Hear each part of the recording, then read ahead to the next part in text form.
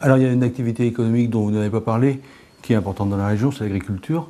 Lors de la dernière session du Conseil régional, vous avez voté une aide exceptionnelle de 2 millions d'euros, je crois, pour l'agriculture. 2,6 avec l'ensemble européen. 2,6 millions d'euros. La Confédération paysanne, un syndicat que vous avez rencontré lundi dernier, vous reproche que ces aides ne parviennent pas aux petites exploitations. Les écologistes vous reprochent par exemple l'aide que vous allez apporter à Open Agri-Food la semaine prochaine. Est-ce que c'est parce que vous soutenez un modèle d'agriculture qui n'est pas ce que certains appellent l'agriculture paysanne? Vous savez, cette région, c'est une région d'équilibre.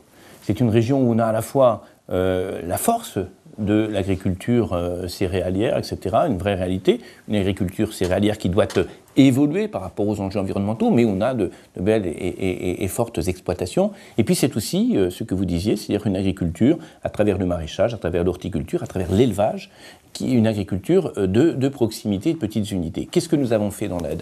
Nous avons dit, il n'est pas question d'aider les très grosses entreprises agricoles beaucoup plus que les moyennes ou que les petites. Et pour ça, nous avons dit, nous apportons une aide qui est la même à toutes les exploitations. Que vous ayez 300 hectares, 200 vaches, que vous ayez 60 bœufs d'élevage, l'aide est la même qui est apportée par la région, 700 € par exploitation. On a mis un plancher, c'est vrai, on a mis un plancher. On a mis un plancher en considérant que là où il y avait une vraie difficulté pour l'élevage, c'est par rapport aux cours. On en a entendu parler tout l'été. L'achat de la viande, l'achat du porc, l'achat du bœuf, etc., à un niveau qui ne permet pas la rentabilité de l'élevage.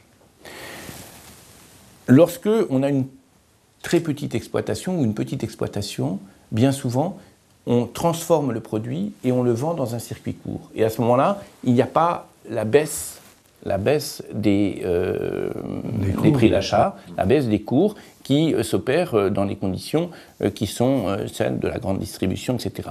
Donc on a distingué les deux choses, on a essayé de descendre à un niveau qui est un niveau relativement bas. L'équivalent de 40 vaches par exploitation, c'est ça? Oui, un peu moins, parce que ça dépend si c'est des vaches allaitantes, etc. Il y a des clés un peu techniques, mais c'est ça. Donc de descendre à un niveau qui est celui des exploitations qui vivent de l'élevage, entièrement de l'élevage. Lorsqu'il y a transformation, c'est un autre système économique.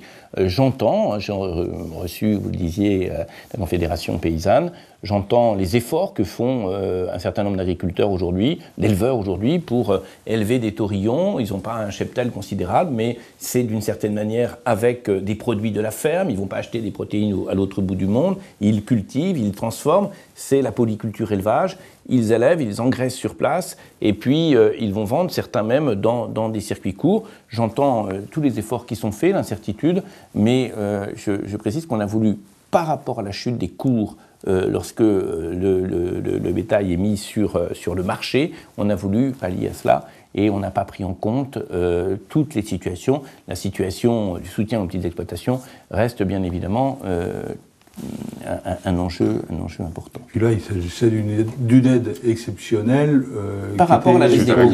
Par rapport à la baisse des coûts. Donc on a une réponse urgente.